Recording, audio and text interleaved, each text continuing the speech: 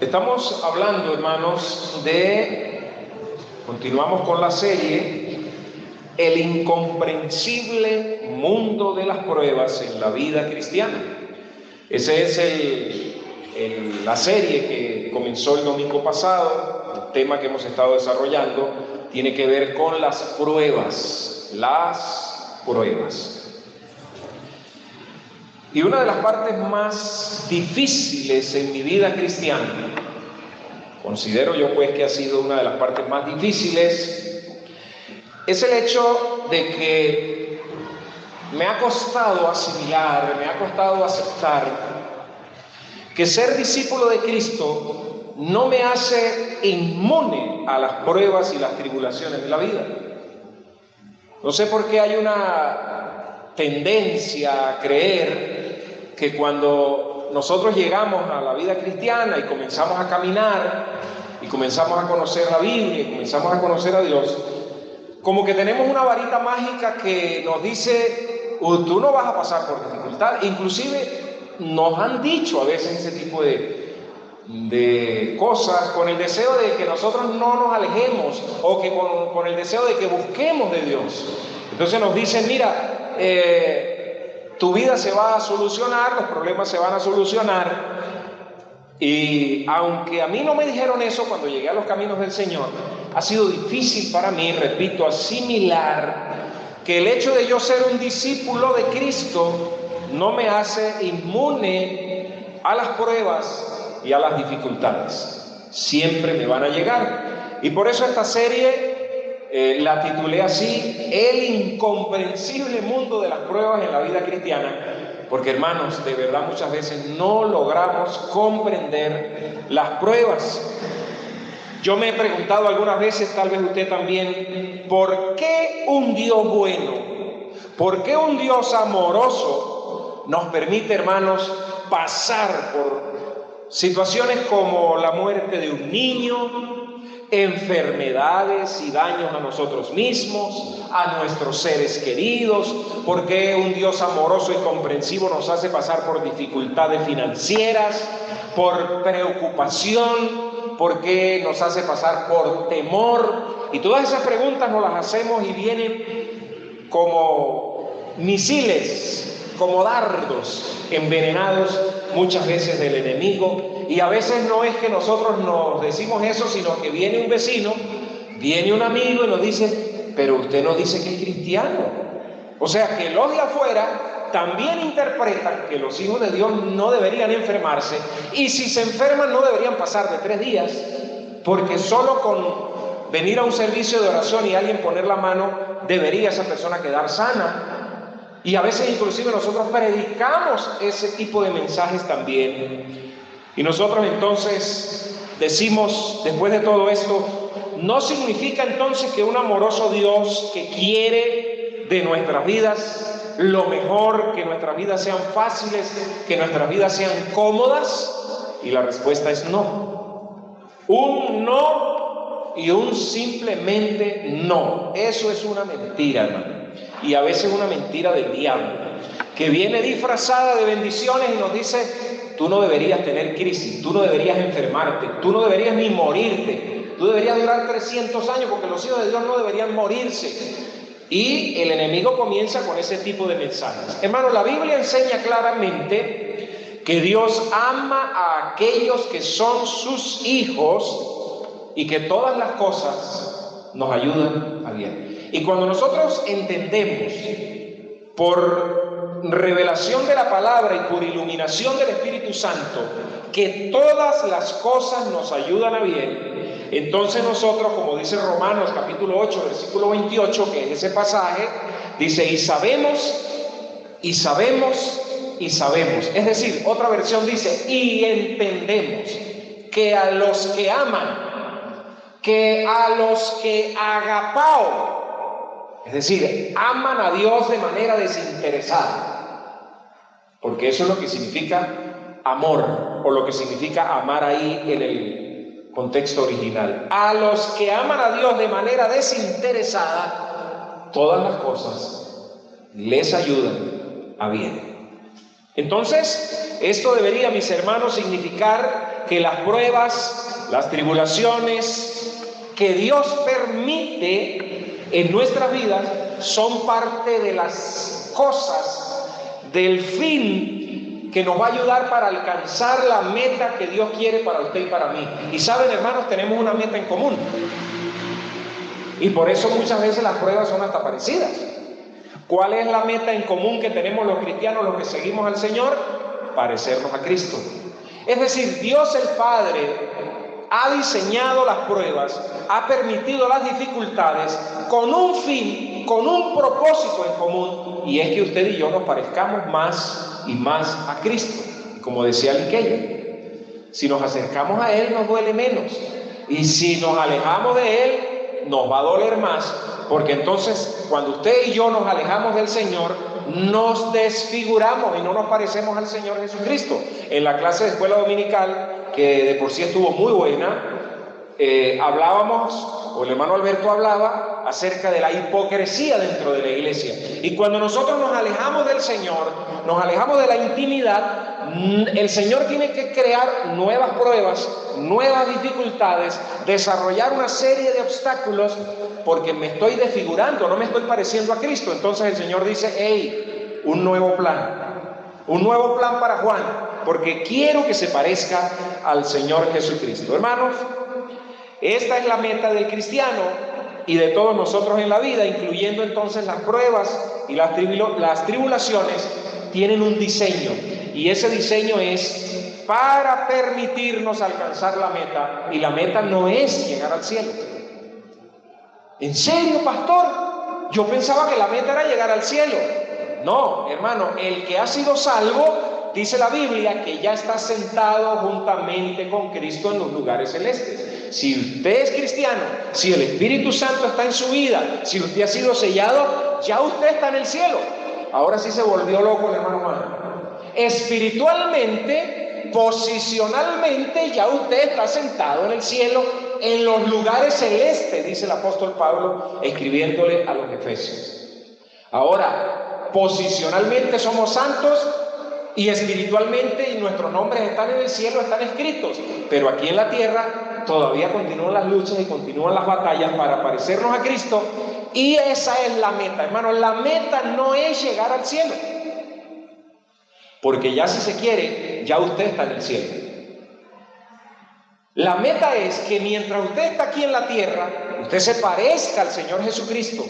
Yo me parezca al Señor Jesucristo. ¿En qué? En su carácter, en cómo Él vivía, en las cosas que Él hacía, en las cosas que Él dejaba de hacer. Por eso, hermano, las pruebas siempre llevan ese propósito, siempre llevan ese fin, que usted se parezca al Señor Jesucristo. Hoy vamos a estar, hermanos, paseándonos en Génesis desde el capítulo 37 hasta el capítulo 50. Vamos a estar paseándonos en 1, 2, 3, 4, 5, 6, 7, 8, 9, 10, 11, 12 capítulos de la Biblia.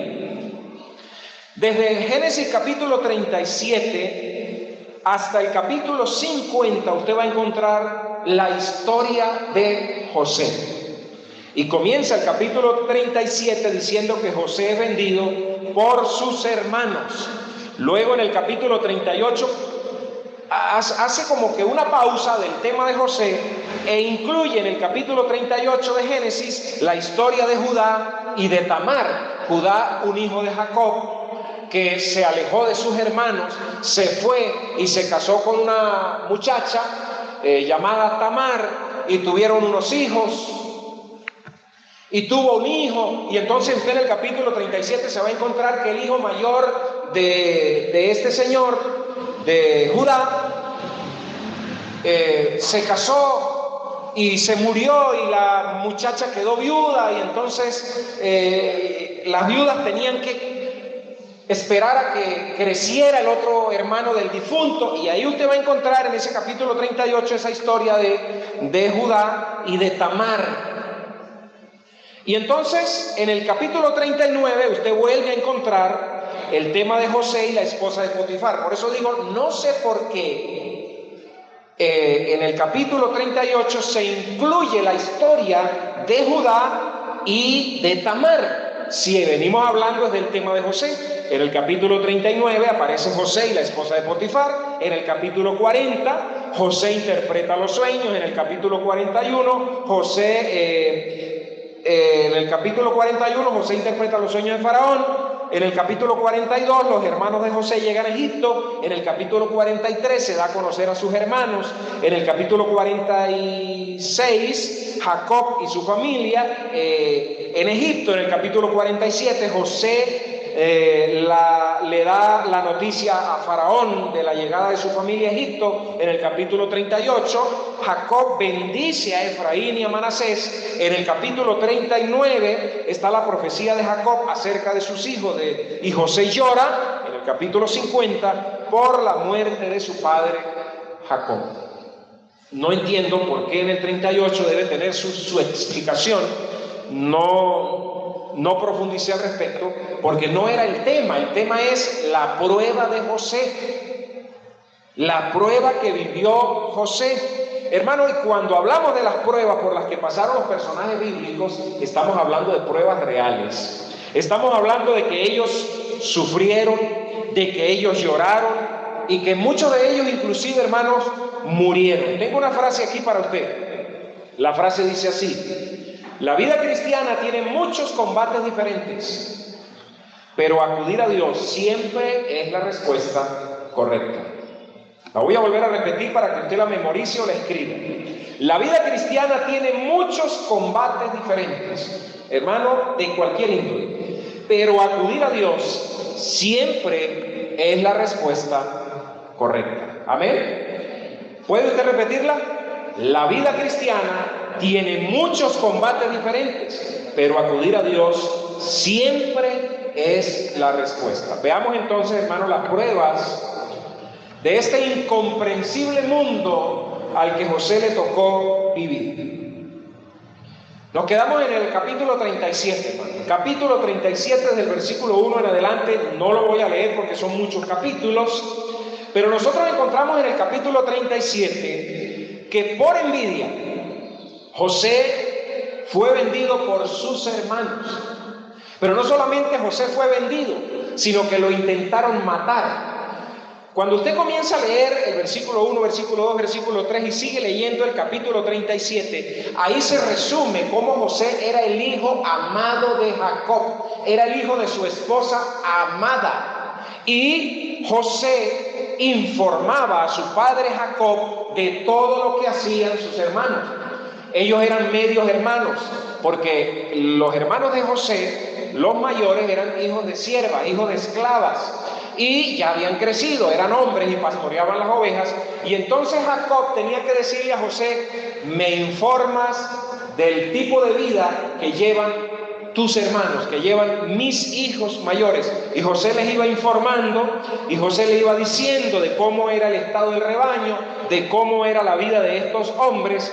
Así que sus hermanos, por envidia, decidieron un día matarlo. Se fueron a pastorear las ovejas bien lejos, más lejos de lo que su papá les había dicho, les había mandado. Y Jacob mandó a José y les dijo: vayan y averigüenme, por favor, qué es de la vida de tus hermanos. Y dice la Biblia en el capítulo 37 que cuando los hermanos mayores de José vieron que se acercaba, dice que maquinaron, tramaron en contra de José. Esa palabra es confabularon, esa palabra es crearon un plan estratégico y dijeron: vamos a matar a nuestro hermano. Hermano, ¿hasta dónde llega uno? Con la misma sangre. Lo agarraron, le quitaron la ropa, lo desnudaron, le quitaron la túnica, lo tiraron a una cisterna, a un enorme hueco por donde el agua pasaba, con el deseo de que se ahogara. Pero la cisterna estaba completamente seca, así que no pudieron matarlo. Dice que se sentaron a comer pan y como diciendo: ¿y qué vamos a hacer nosotros con este hombre? Lo sacaron de allá, vieron que venía una caravana de mercaderes y decidieron venderlo. A José lo vendieron. ¿Por cuántas monedas? por 20 monedas. A Jesús lo vendieron por 30 monedas. Y debo decir aquí, hermano, que José es un tipo de Cristo en el Antiguo Testamento. Las similitudes de José con Cristo son demasiadas, hermano. Son demasiadas las similitudes. Sus hermanos lo vendieron, le quitaron la túnica, lo vendieron por monedas. Después de sufrir tanto fue glorificado como también fue glorificado el Señor Jesucristo. Así que, hermanos, ellos lo vendieron, agarraron la túnica, la untaron de sangre, se la llevaron a su papá y le dijeron a Jacob, que ya estaba un poco mayor: mira, ¿tú reconoces esta túnica de colores? Ellos sabían, ¿tú reconoces? Y su papá inmediatamente se echó a llorar, inmediatamente se le rasgó su corazón, porque él reconoció que era la túnica de colores que él le había regalado a su hijo amado. Y dice Jacob: descenderé con este dolor, con este luto, con este duelo completamente al sepulcro. Ha muerto mi hijo. Y sus hermanos guardaron silencio.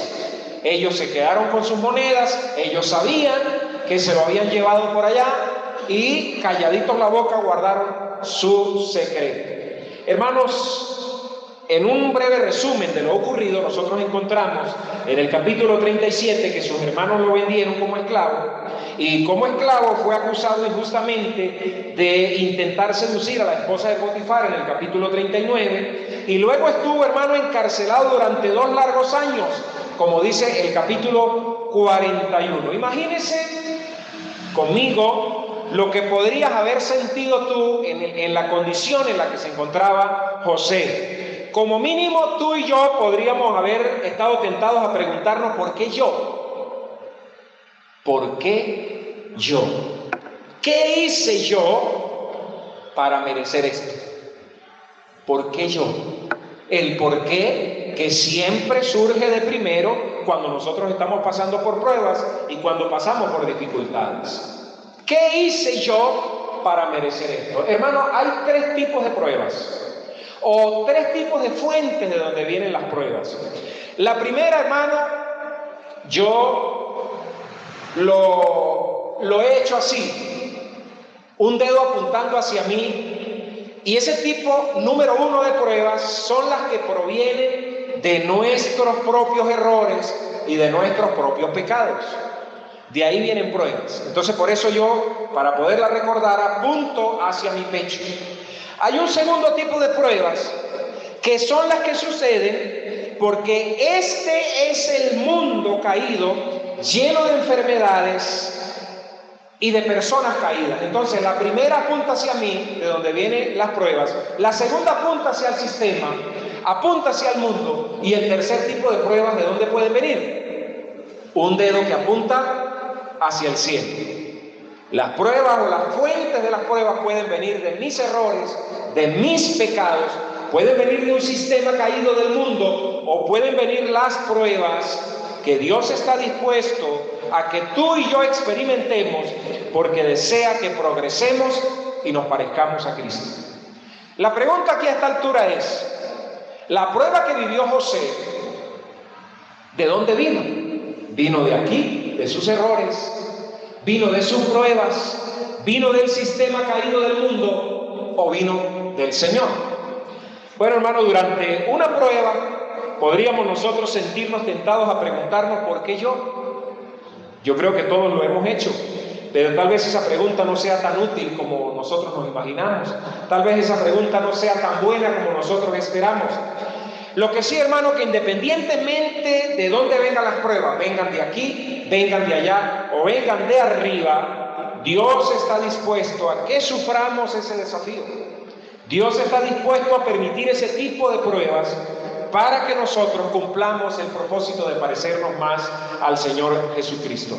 Hermanos, en primer lugar, la gran prueba de José fue muy seria, pues sus hermanos lo intentaron matar y luego lo vendieron. Fue una prueba muy tremenda, hermano. Fue una prueba muy grande. Esa prueba de José sería de tipo 1, es decir, de sus errores. Algunos se han atrevido a decir: que eso le pasó a José por bocón. Algunos se han atrevido a decir es que José se le iba de más la lengua, era medio hechoncito, era medio, ¿verdad? Se pavoneaba, era medio orgullosito porque tenía una túnica de colores, era el hijo predilecto de Jacob y había tenido unos sueños. Y comenzó a tener unos sueños donde él se iba a enseñorear de sus hermanos y donde todas las naciones se iban a arrodillar delante de él y donde todos sus hermanos se iban a arrodillar delante de él. Y entonces sus hermanos se llenaron de rabia, se llenaron de envidia porque él no era el primogénito y porque él se estaba tomando la prerrogativa de ser el primogénito. Y algunos se han atrevido a decir que José por bocón se ganó este tipo de cosas. Y pues no es así, hermanos, por una sola razón, o por varias razones. José es un tipo de Cristo. Y cuando usted busca la historia de José en el capítulo 37 de Génesis, usted va a encontrar que cuando lee la historia del Señor Jesucristo encarnado en la tierra, tiene, pudiera yo decir, un 99% de similitud. Es impresionante la similitud. De hecho, cuando uno lee la historia de José en el capítulo 37 hasta el 50, la Biblia nunca, hermano, nunca registra un solo pecado de José. De los demás personajes se dice que fallaron en esto, que David fue infiel, que Saúl consultó brujos, que los profetas hicieron esto, pero de José, hermano, no se reseña ni un solo pecado. ¿Por qué? Porque él es un tipo de Cristo y Cristo estuvo en la tierra sin pecado. Así que la prueba que José está viviendo en Génesis capítulo 37 no viene, hermano, por sus propios errores, no viene por sus propios pecados, porque la Biblia no señala pecados de José. De pronto usted puede decir, bueno, tal vez viene de la prueba de tipo 2, que viene de un sistema caído, que viene de un mundo. Bueno, le llegó la prueba, pudiera decir alguien, a José por vivir en un mundo caído, que incluye a otras personas que utilizan mal el albedrío. Tal vez, de nuevo, había sido fácil para José sacudir la cabeza y pensar en todos sus problemas, que eran culpa de los hermanos que lo habían vendido y que eran culpa de la esposa de Potifar que lo intentó seducir, o bien que la culpa fue del copero que se olvidó por 2 años de él cuando estuvo en la cárcel. Es decir, él pudo haber dicho, estas pruebas son culpa de un sistema, de un mundo en el que nosotros vivimos. Pero José no vio que la prueba fuera tampoco de tipo 2. José dijo, ni es culpa mía, ni es de mis errores, ni de mis pecados, ni es de tipo 2, la prueba no viene del sistema, la prueba no viene del mundo caído, no es culpa de mis hermanos, no es culpa de Potifar, no es culpa del copero que se olvidó de mí. ¿Hacia dónde entonces estaba apuntando José? José dijo desde un principio, las pruebas que yo estoy viviendo son de tipo 3, de las que Dios permite para que yo me parezca a Cristo. Y no hay nadie en la Biblia, amado hermano, que se parezca más a Cristo que José. Y eso, hermano, a mí de verdad me pareció impresionante. La prueba de tipo 3 entonces permitió Dios que José experimentara esas cosas para ayudarlo a progresar. Sí, hermano. En cuanto a esta pregunta, el mismo José sintió que al menos en parte la respuesta era que sí. Cuando finalmente volvió a encontrarse con sus hermanos, dijo, ahora pues, no os entristezcáis, dice Génesis capítulo 45, versículo 5, no os entristezcáis, ni os pese haberme vendido acá, porque para preservación de vida me envió Dios delante de vosotros. Así que José estaba claro que no era de sus errores, que no era de sus pecados, que no era de un sistema caído. Hermano, ¿y qué tal si usted comienza a ver las dificultades y las pruebas así? ¿Y qué tal si yo comienzo a decir, bueno, en mi caso sí yo metí la pata, en mi caso sí yo pequé, pero yo sé que Dios me va a librar, yo sé que Dios me va a perdonar, yo sé que si yo me arrepiento de mi pecado, Dios le va a sacar punta a esto y va a glorificarse en medio de la prueba? Alguien de pronto que está aquí dice, yo fui infiel, o yo robé, o yo mentí, Y esos son pecados de tipo 1, pruebas de tipo 1 que tienen que ver con sus errores y sus pecados. Pero de igual forma, hermanos, Dios va a utilizar eso. En el momento en que usted se arrepienta, en el momento en que usted decida cambiar de dirección, en el momento en que usted diga: Señor, ya no quiero caminar más en este rumbo, ya yo no quiero ser un cristiano frío, ya yo no quiero ser un cristiano, Señor, que quizás ni soy cristiano, yo quiero ser de verdad un soldado tuyo. Entonces el Señor dice: bueno, tu pecado, tu falta, tu error, lo voy a agarrar, lo voy a transformar y lo voy a hacer una prueba de tipo 3 en la que yo voy a meter mis manos para que tú al final termines pareciéndote a Cristo. En este versículo 5 del capítulo 45, yo quisiera que usted lo leyera nuevamente conmigo, hermano.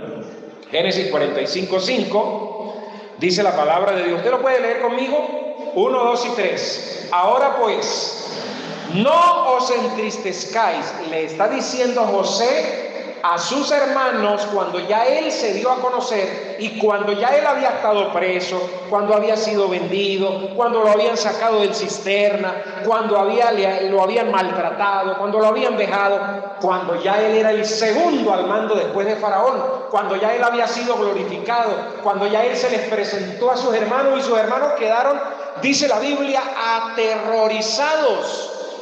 Y ellos dijeron: pero nosotros no lo vendimos como esclavo. ¿Qué hace este man ahora aquí vestido como un qué? Como un faraón? Hablaba el idioma del faraón, lo hablaba perfecto. Y recuerden que ellos se maquillaban, así que no lo conocieron por nada del mundo, por el lenguaje, por la ropa. De hecho, cuando usted lee la historia, que yo lo invito a que esta semana lea desde el capítulo 37 hasta el 50, usted se va a dar cuenta que no lo conocieron. Fue él quien tuvo que presentárseles, y cuando ya se les presentó, él declara que lo que había vivido, a pesar de que sus hermanos lo intentaron, se cogieron las 20 monedas y lo intentaron matar, él dice: ahora pues no os entristezcáis. Ay, ay, ay, ellos estaban aterrorizados porque lo habían vendido, lo habían intentado matar, y ahora era el segundo después de Faraón, era el que tenía la comida porque habían 7 años de hambre. Hermanos, no os entristezcáis, ni os pese de haberme vendido. Hermano, le recordó su pecado. No es que él minimizó y él dijo: no, ni me acuerdo de lo que me hicieron, como somos nosotros a veces, como hablábamos en la clase de escuela dominical de lo hipócritas que somos a veces, hermano. Ay, no, yo no me acuerdo de lo que ustedes me hicieron. Mentira, José sí se acordaba y le dolía. No les pese, no se entristezcan y no les pese haberme vendido, pues para preservación de vida me envió Dios delante de vosotros. Eso lo entendía José en ese momento. De hecho, el nombre José significa el que acumula, el que hace crecer las cosas, el que genera abundancia. ¿Cuántos José hay aquí? A ver, levante la mano el que se llame José. 1, 2, 3, 4, 5. Ay, hermano, aquí lo que hay es puro hombre que hace crecer las cosas, que todo lo que toca le abunda, que trae bendición, que hace descender la bendición del Señor. Él dice: para preservación de vida me ha enviado Dios delante de vosotros. José les está diciendo: sí, ustedes me vendieron, no crean que no me acuerdo. Sí me acuerdo que me vendieron, y sí me acuerdo que me tiraron a un cisterna, pero eso no fue sino solamente el propósito de Dios, lo que Dios había establecido, lo que Dios había determinado, lo que Dios había mirado en el futuro. Él se adelantó y dijo: como vienen 7 años de hambre, donde hasta el pueblo de Dios va a sufrir, porque el pueblo judío sufrió y le tocó descender hasta donde estaba José para buscar alimento, porque José había acumulado comida para 7 años, para todo Egipto y para todo el pueblo que estaba a su alrededor. Entonces, hermanos, lo primero es que la prueba de José fue muy seria, no fue cualquier bobadita, No fue que el carro se le quemó la empacadura de la cámara, como yo decía el domingo pasado. No fue que yo tuve que pasar 2-3 días esta semana con Hannah en el hospital, después que yo les prediqué a ustedes el domingo pasado y les dije, finalizando el sermón, hermanos, no sé qué pruebas vienen esta semana, pero las que vengan las vamos a afrontar y a enfrentar en el nombre del Señor. Gracias a Dios ya Hannah está aquí en clase, pero no fue fácil. Pero la prueba que vivió José no fue eso, hermano. Pararse de madrugada a hacer una terapia, seguir un tratamiento. La prueba de José fue que lo quisieron matar, hermano. Y como no pudieron, porque los propósitos de Dios no lo permitieron, lo vendieron. Y lo vendieron a Potifar. Y la esposa de Potifar se enamoró de José. Y lo mandaron a la cárcel. Y duró 2 años. Y un copero se le olvidó por allá. Y salió. Y después de 2 años, ¡ay, verdad que allá en la cárcel hay un hombre que interpreta sueños! Y lo sacaron. Y después José fue glorificado. Hermano, usted no puede entender ni yo las pruebas cuando las estamos viviendo. Lo que sí debemos entender es que lo que usted está viviendo ahorita, el Señor lo está proyectando hacia el futuro para preservación de vida. Amén. ¿Cuántos dicen amén? Para preservar su vida y para preservar la vida de muchos. Recuerda, hermano, que vendieron a José como esclavo cuando tenía 17 años. 17 años tenía cuando vendieron a José, y que tenía 30 años cuando compareció ante Faraón para interpretar los sueños que al final lo liberaron. ¿Cuántos años pasó José entonces? 13 años de su vida, casi la mitad de su vida fue una desgracia, humanamente hablando, preso, lleno de dificultades, lleno de confusión. José pasó 13 años en el incomprensible mundo de las pruebas. Sin embargo, hermano, él tenía fe en que lo envió Dios para preservación de vida. Hermano, cuando yo puedo comprender por una iluminación del Espíritu Santo de Dios, como dice Romanos 8:28, y sabemos que a los que aman a Dios, todas las cosas les ayudan a bien. Esto es conforme a lo que a su propósito, diga conmigo, a lo que a su propósito son llamados. Dios tiene un propósito, hermano, y las pruebas incluyen ese propósito. Las pruebas están incluidas dentro del propósito y la meta final, que es ¿cuál? ¿Que usted sea salvo? Claro que también lo incluye, pero la meta es que usted se parezca a Cristo y que usted, parecido a Cristo, viva en esta tierra 20, 30, 40, 50, 60 años, pero que viva pareciéndose al Señor Jesucristo. ¿Se parece usted, mi amado hermano, a Cristo?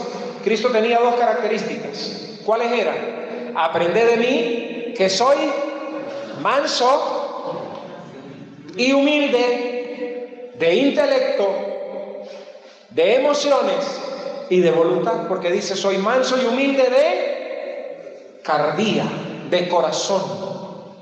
Manso y humilde de corazón. Y el corazón incluye intelecto, emociones y voluntad. Entonces usted tiene que ser humilde y manso en cuanto a su intelecto. Si usted sabe mucho, tiene que ser humilde, tiene que ser manso. Si usted tiene un PhD, o si usted no tiene ningún tipo de estudio, también tiene que ser humilde. ¿Ha visto usted personas que no tienen ningún tipo de estudio y son más orgullosas que cualquier estudiado? Porque son carencias que tenemos. Y entonces, como yo no estudié, yo quiero destacarme en algún área y en esa área soy orgulloso. Por ejemplo, yo no estudié, no saqué sino hasta 3er grado, pero entonces yo me destaco como deportista. Eso pasa muchísimo. Y como deportista soy el orgulloso más orgulloso de todos. O como comerciante, soy orgulloso como comerciante. No estudié, pero aquí tengo mi título para mostrar. ¿Cuál es? La plata, mijo. La plata vale más que un título. Y entonces el que estudió se llena también de orgullo. Y el Señor dice, las pruebas que yo estoy permitiendo en tu vida, Juan, son para que tú te parezcas a Cristo. Y Cristo tiene 2 características. Manso. En la Biblia solamente se dice de quién que era manso. De Moisés. Era un hombre manso. Y hubo un día que la gente le sacó tanto la piedra, siendo él manso, que agarró y golpeó. Ay, hermanos, miren. Nosotros entonces tenemos que aprender de Cristo que Él es manso y es humilde. Si usted no es manso, si yo no soy humilde, que no lo soy, de paso se ha dicho, no lo soy. Si yo me pongo a decir aquí, yo soy humilde, pues soy orgulloso. Al decir que soy humilde, ya soy orgulloso porque estoy orgulloso de ser humilde. ¿Cómo les parece a ustedes eso? Yo estoy orgulloso de haber dejado el orgullo, dijo alguien. Entonces, cuando yo digo, no, yo sí, ya yo soy humilde, estoy siendo orgulloso. Y si, hermano, tampoco soy manso. Entonces el Señor dice, sí, usted como pastor de la iglesia ni es manso ni es humilde. Traigan para acá el combo de pruebas. ¿Qué incluye? Incluye algunos toques a su familia, a sus hijos, incluye algunos toques a su salud, incluye algunos toques a su finanza, incluye algunos toques a su iglesia. Porque el enemigo me sopla a mí aquí. Es la iglesia más vieja de Pregonero. ¿Sabía que nosotros somos la primera iglesia evangélica de Pregonero? Es la iglesia que puede tener unas instalaciones más bonitas, más grandes. Es tal vez la única iglesia que está registrada legalmente ante el Ministerio de Justicia y Culto. Y uno comienza a decir, bueno, tenemos una iglesia bonita, la hemos arreglado, la hemos pintado, el ministerio musical ha ido creciendo, está llegando gente nueva. Orgullo y poca mansedumbre. Entonces el Señor dice, traigan para acá el combo de pruebas, porque Juan no se parece a mi Hijo Cristo, se parece a esos Pereiras antiguos llenos de orgullo y a esos Pérez llenos de orgullo. Bueno, yo le tengo que quitar eso de por las buenas o de por las malas. Y lo mismo está haciendo el Señor con usted. No se ría de mucho porque con usted también es con todos, hermano. Pruebas de tipo 1, pruebas de tipo 2 y pruebas de tipo 3. Al final Dios le va a sacar provecho a todas las pruebas. Amado hermano, José pasó 13 años en este mundo de pruebas, complicaciones y dificultades. Hermano, pero José sabía, en definitiva, que Dios tenía un propósito. ¿Puede usted decirle al que está a su lado, Dios tiene un propósito con tu prueba? Dígale. Aliqueya, dígale a Juan, Dios tiene un propósito con la prueba de matemática mañana. Hermano, eso era suficiente para él. Y también eso puede ser suficiente para nosotros. Lo que tú estás viviendo tiene un propósito en el Señor.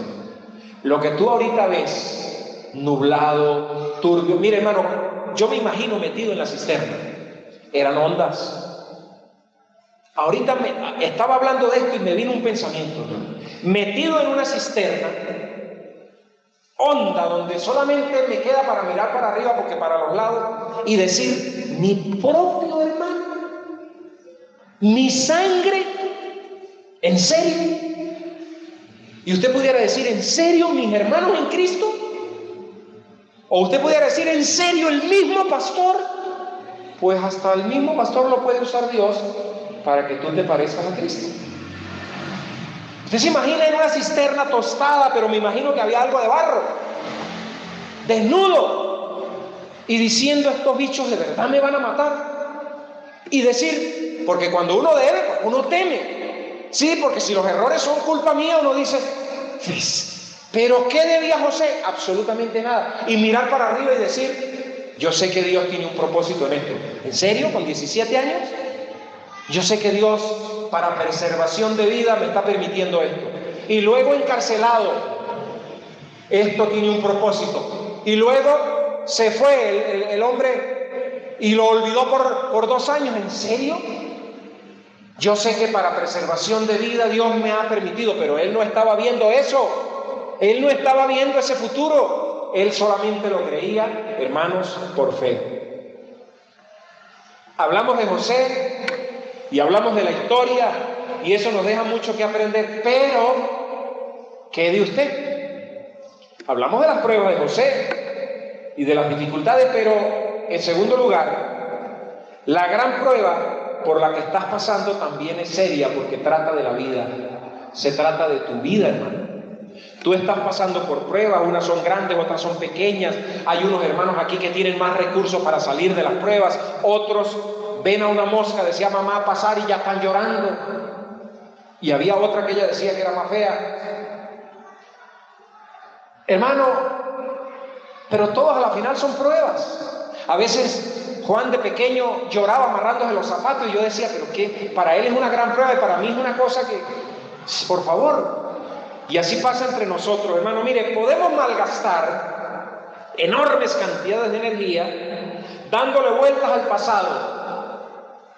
Y quizás pensemos, ¿por qué hice aquello? O si tan solo tal vez y cual no me hubiera engañado mi esposo o mi esposa. Y ahí gastamos energía, hermano. O si aquel socio no me hubiese robado. O si no hubiese llegado el chavismo a Venezuela. O si la oposición en la Cuarta República hubiese hecho mejor gobierno. Y vivimos, hermanos, en el pasado gastando energía y dándole vueltas al asunto. O si no me hubiese divorciado, o no hubiese vendido aquel carro hace 300 años, o si mi hijo no se hubiese ido, o si yo no hubiese envejecido, y ahí nos quedamos dando vueltas. ¿Sabe qué pasa mucho en las iglesias? Si el pastor tal no se hubiese ido. Allá en Getsemaní había una hermana que extrañaba a un pastor que se había ido hacía como 40 años. Y después habían pasado como 3 o 4 pastores, hombres de Dios. Y ella decía, es que como ese pastor no había. Ese hermano hacía esto y esto y esto y esto y esto y aquello. Yo le decía, hermana, pero eso ya pasó hace mucho. Entienda que Dios está haciendo cosas nuevas. Y a veces nos quedamos pegados dándole vuelta al pasado. Yo extrañando a Getsemaní. Cuando yo estaba en Getsemaní, Juan Andrés extrañando el campo y el estacionamiento de Getsemaní. Y ay, cuando estábamos allá, hermano, a veces gastamos cantidades de energía. Cuando mi papá estaba vivo, cuando mi mamá estaba viva, y ahí gastamos energía. Sin embargo, hermano, si te obsesionas con lo si hubiera o si podría haber sido, lo único que conseguirás, hermano, es angustiarte al pensar en por qué o cómo llega a tu vida una prueba. En definitiva, la paz y la fortaleza se encuentran al venir a Cristo y confiar en Él como lo hizo José en Egipto. No puedes quedarte en el pasado, hermano. Tienes que vivir en el presente para que puedas ser utilizado y seas llevado a la imagen del Señor Jesucristo.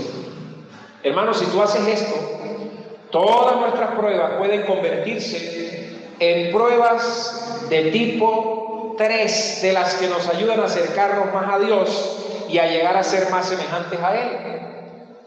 Si tú ves las pruebas que estás pasando en tu matrimonio, en tus finanzas, en el país, con tu salud, con la iglesia, con tus hijos, con tus vecinos, y tú dices, esto que estoy viviendo, esto que está viviendo Alberto con sus vecinos, que nos comentaba, que beben y que hacen bulla y que montaron una venta de micha al frente, y él dice, para preservación de vida he sido puesto en este lugar. Yo a veces he dicho, para preservación de vida fue puesta la iglesia Siloé en el Calvario, hermano, porque el Calvario tiene fama. Y fue puesta para preservación de vida. Uno quisiera, hermano, que estuviera en la Plaza Bolívar y que todo ese terreno fuera de nosotros, o la Plaza Miranda. Pero para preservación de vida fuimos puestos en este sector.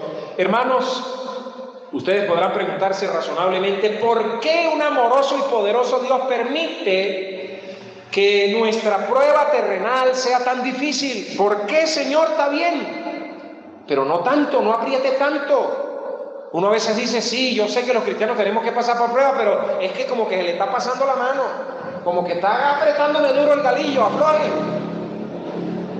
Nosotros a veces decimos, Dios aprieta, pero no ahorca. Pero resulta que a veces ahorca, hermano. A veces ahorca, o no pasó así con los que murieron devorados por los leones. Pero hermano, el ahorcar de Dios el gatillo de Dios siempre lleva implícito un propósito, siempre lleva implícito una esperanza, siempre lleva implícito un fin mayor. Y si tú tienes que morir, o yo, para que el propósito de Dios se cumpla mejor, se va a cumplir. Yo conozco casos donde el esposo ha muerto, porque resulta que nunca dejaba a la esposa servir al Señor. Conozco casos donde la esposa muere o el esposo muere porque no lo deja servir al Señor. No le deja, entonces el Señor aprieta. Total, es su hijo.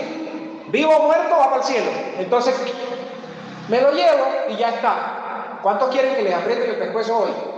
No, ¿verdad que no? Que nos dejen vivir otro poquito más.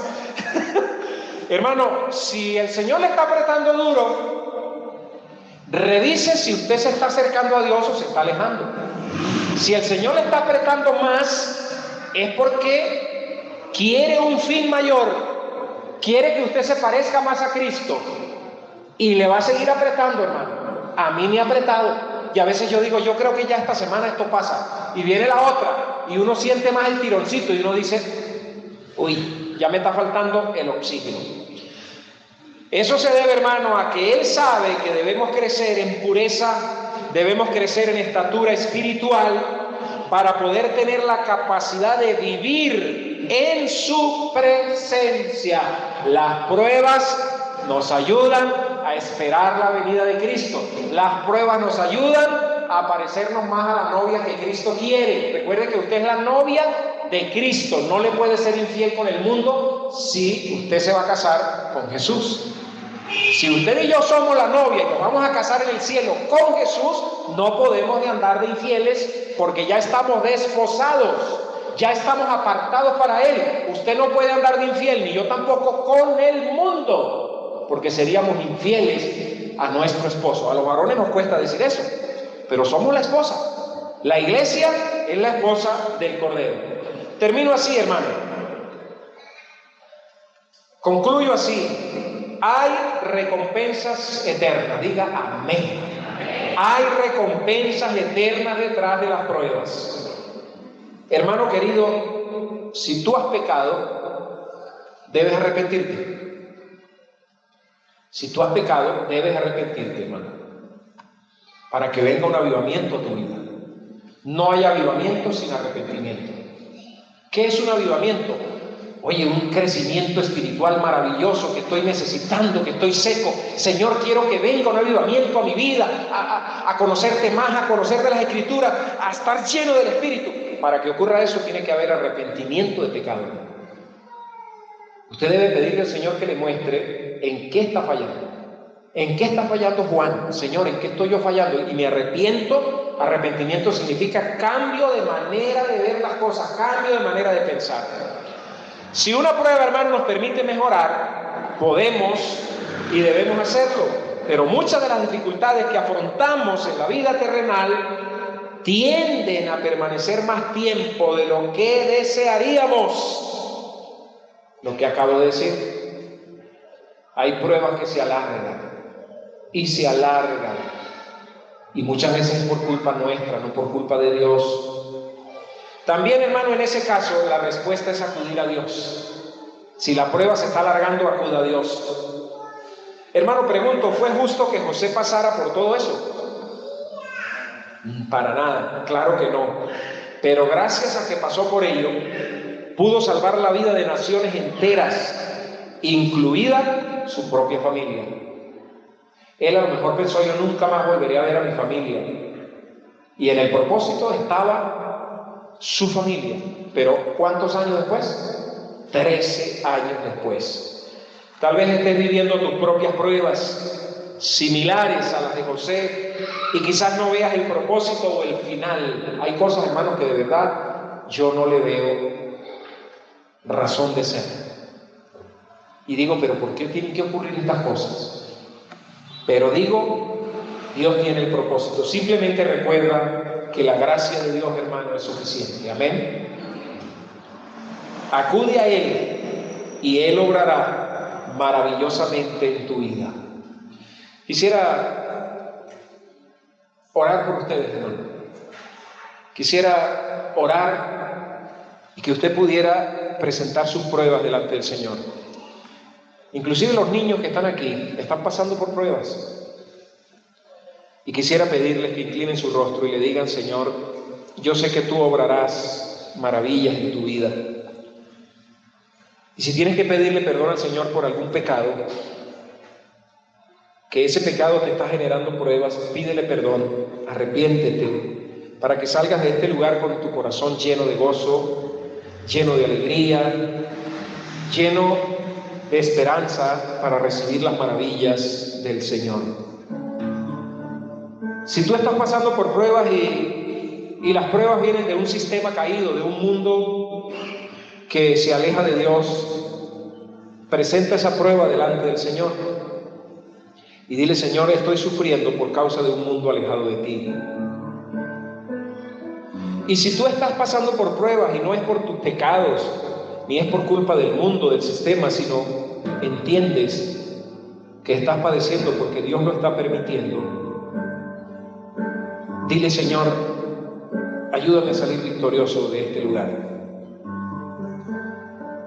Ayúdame a alcanzar el propósito final que tú quieres, que es que me parezca a tu Hijo Jesucristo. Señor, qué maravilloso sería que la iglesia Silo tuviera un pastor más parecido a Cristo. Que tuviera un pastor que fuera manso, que fuera humilde de corazón. Y así hallaría descanso para sus almas.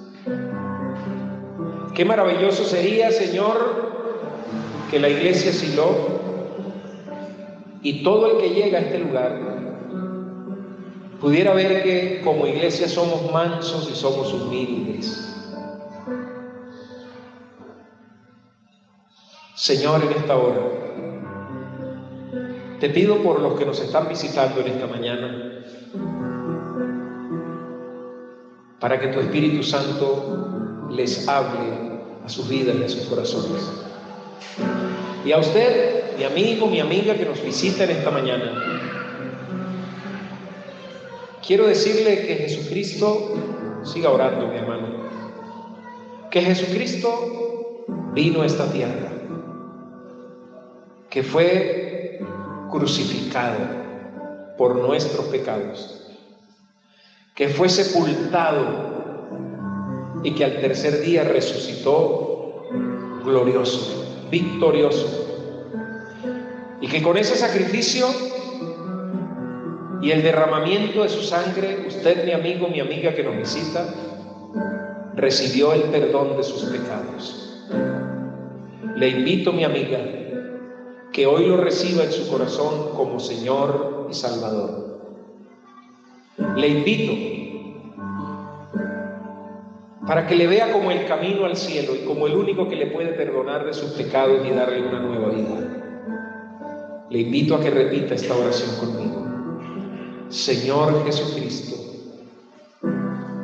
estoy agradecido por haber venido a este mundo a nacer en un pesebre, por vivir entre nosotros y a los 33 años morir en la cruz, en el monte de la calavera. Derramaste tu sangre, dígale así: derramaste tu sangre, Señor Jesús.